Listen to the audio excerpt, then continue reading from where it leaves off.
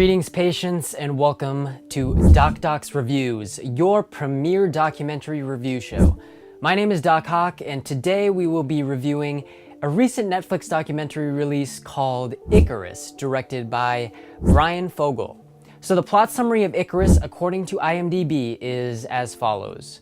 When Bryan Fogel sets out to uncover the truth about doping in sports, a chance meeting with a Russian scientist transforms his story from a personal experiment into a geopolitical thriller involving dirty urine, unexplained death, and Olympic gold, exposing the biggest scandal in sports history. So let me start out by saying that I think this documentary is really important. Regardless of how I think some of the storytelling is touch and go towards the end, I think the subject matter leaves you in awe of what was allowed to happen in the professional sports world and really has huge relevance going forward.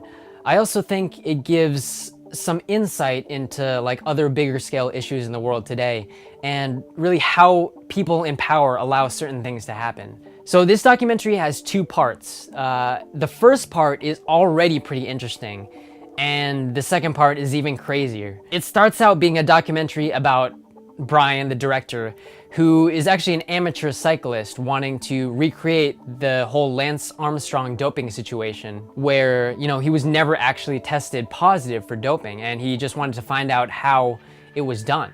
So basically he finds like a really intense amateur cycling competition and wants to measure the differences from year one where he doesn't dope to the second year where he does dope and use human growth hormone and things like that. Essentially it's like a supersize me with human growth hormone instead of hamburgers. To me, this experiment was really fascinating, seeing how his body would react to all these injections and pills. But it's weird because it turns out that he doesn't actually do better after doping compared to the previous year due to bike issues, like mechanical bike issues. But I actually thought it was kind of an honest and good representation of how there are variables that go into competitions like this. And just life in general, can throw you curveballs and you kind of don't know what to expect at certain times. And even though Bryan felt like he failed because he didn't prove what he set out to prove, from documenting his training, while doping, you could really see how his body could handle more and more through the imagery that they included.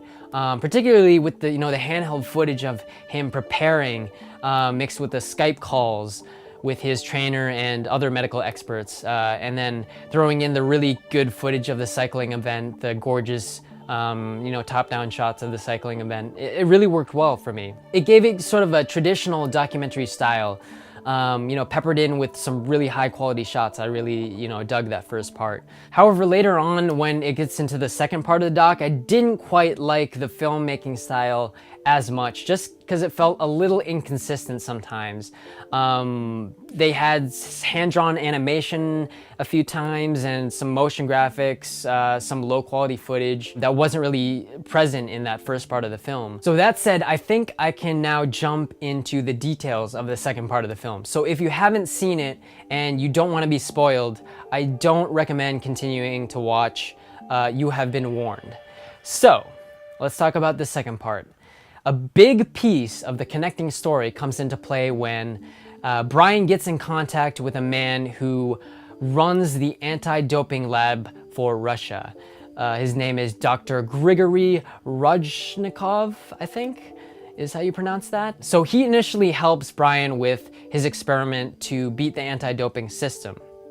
And he sort of guides him through the protocol of getting the urine samples and walking him through that part. So this guy is really fascinating, like just judging by that first Skype call.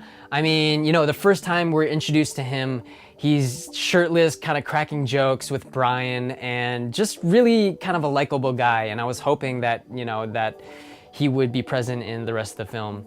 So he turns out to be, the whistleblower, and he wants to expose all the corruption that's going on with the Russian government, facilitating, this doping program that he was actually a part of. So he's kind of risking his own reputation and life. I did have a real emotional attachment to this guy. and I was rooting for him through Bryan, really, ever since that first Skype call with him. It was really moving, and just his personality really showed. In a sense, it's not really traditional documentary code to get emotionally involved in someone or take sides, but in this case, I felt like it added to the story. Watching this filmmaker's journey as it happened. I want to talk a little bit more about the downsides. As I mentioned earlier, I thought the style inconsistency in the second part didn't quite work for me.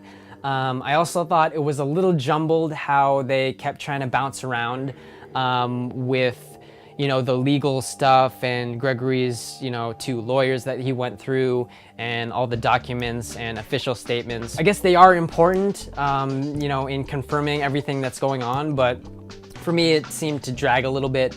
I was a little bit confused keeping track of who is who, all these sort of confusing Russian names. We really did know what was going on after the urine swapping part, but it sort of continues to drive that point home a little bit longer than I would have liked. But this is an amazing story overall and really brings up some relevant points.